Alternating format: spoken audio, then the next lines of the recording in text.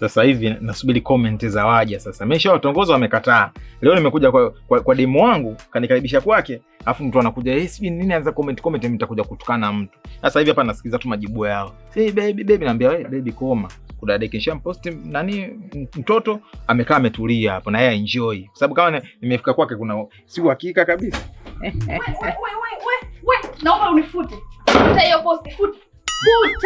Nifute nini? Futa hiyo post. Futa, fanya haraka. Unaona kuna mtu amecomment hapa futa bana, futa. Futa. Kwa nini unanipost? Kwani mpenzi wangu mimi nikuposti kuna shida? Kwa nini unaniposti? Futa. Sasa futa. Na kuthibitishia kwamba uko peke yako. Futa. Sikia.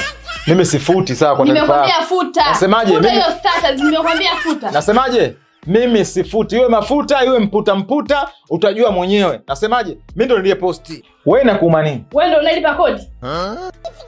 Juzi umeniomba hela, nimekupa sijakupa? Umenipa. Wewe unajua mimi natoa wapi? Haujui, si ndio? Kwa nini unaniposti status? Kwa nini unaniposti?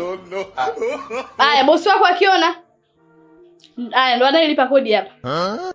Nimefanya kwa upendo tu. Upendo gani na unaandika kabisa eti my love sijui nini? My love? Unajua hata mimi naishije hapa? Asa baby, hivyo vitu vidogo unasema tu kwa sababu mimi mwenyewe muelewa, naelewa. Kama hapo nishakuelewa. Haya, futa.